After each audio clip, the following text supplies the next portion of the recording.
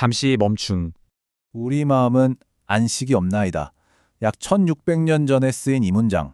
정말 유명하죠? 아우구스티누스는 바로 이 한 문장으로 인간 내면에 아주 깊은 갈망을 포착해냈습니다. 오늘 우리가 함께 떠나볼 이야기는요, 바로 이 문장을 열쇠 삼아서 한 restless soul, 즉 안식 없는 영혼의 여정을 따라가 보는 겁니다. 자, 그럼 본격적으로 한번 들어가 볼까요? 흔히들 아우구스티누스의 고백록 하면 좀 딱딱한 종교서적을 떠올리기 쉬운데요. 사실 전혀 그렇지 않습니다. 오히려 이건 세계 최초의 심리자 서전이라고 불릴 정도예요. 한 인간이 정말 지독할 정도로 솔직하게 자기 자신을 파헤치는 그런 이야기거든요. 이게 그냥 옛날 사람 얘기가 아닌 게 아우구스티누스가 던지는 질문이 바로 지금 우리가 하는 고민이랑 똑같아요. 이렇게 스쳐 지나가는 것들로 가득한 세상에서 도대체 뭘 붙잡아야 진짜 만족을 얻을 수 있을까? 오늘 이야기는 바로 이 질문에 대한 답을 찾아가는 과정이라고 보시면 됩니다. 재밌는 건 아우구스티누스가 이 거대한 질문의 답을 어디서부터 찾으려고 하냐면요. 바로 자기 자신의 가장 깊은 곳, 그러니까 어린 시절부터 파고들기 시작한다는 거예요.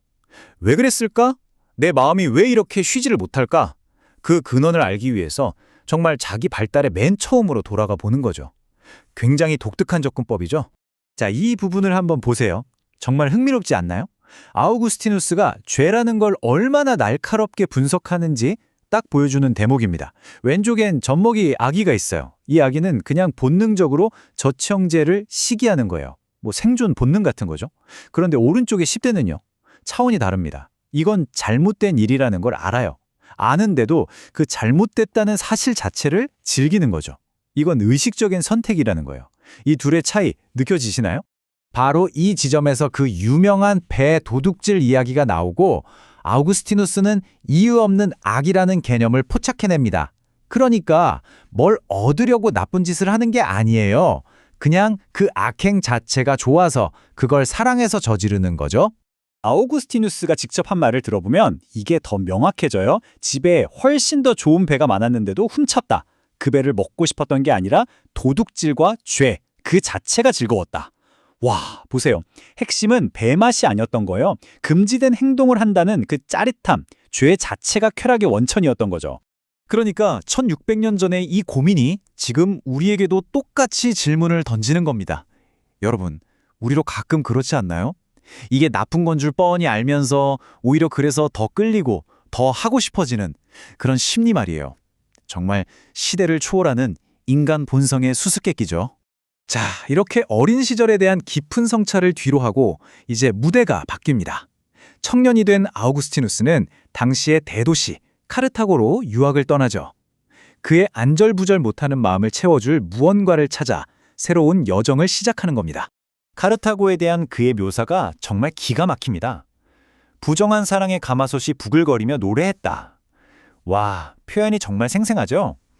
온갖 열정과 야망, 쾌락에 들끓는 도시의 이미지가 머릿속에 확 그려지지 않으세요?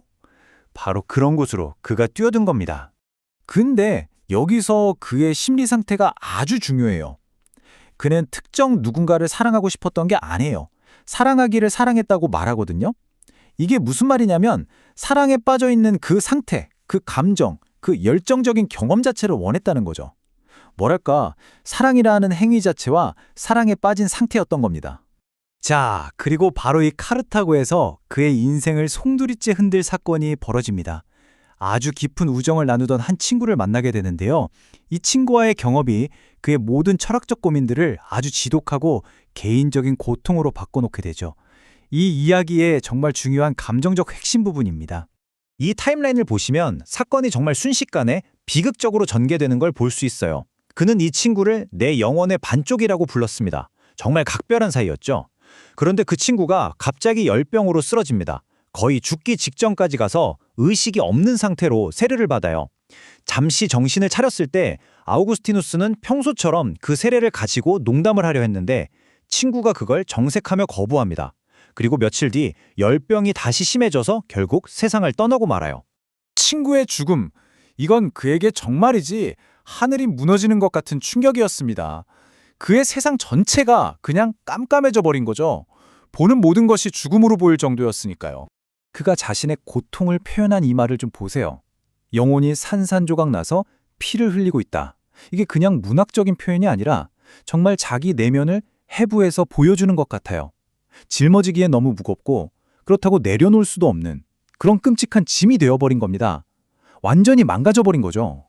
이 표현이 정말 그 고통의 핵심을 찌르는데요. 두 개의 몸에 깃든 하나의 영혼.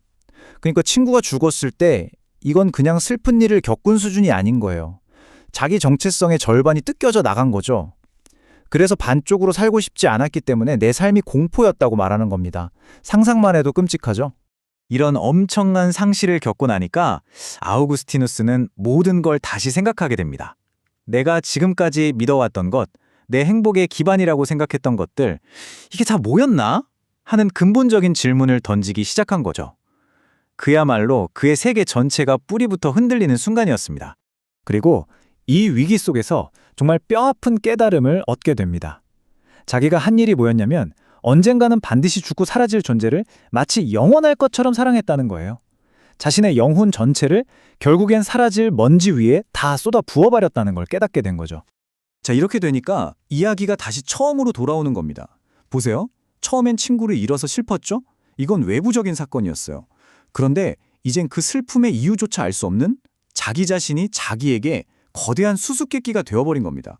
결국 이 모든 게 그가 맨 처음부터 느꼈던 그 안식 없는 마음, 그 restless heart의 또 다른 모습이었던 거죠.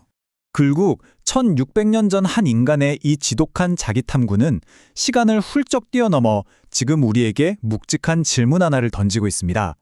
우리 마음이 이렇게 끊임없이 불안하고 뭔가를 찾아 헤매고 안식하지 못할 때 여러분은 그리고 우리는 과연 어디에 마음을 두고 그 쉼을 찾으려고 하고 있나요?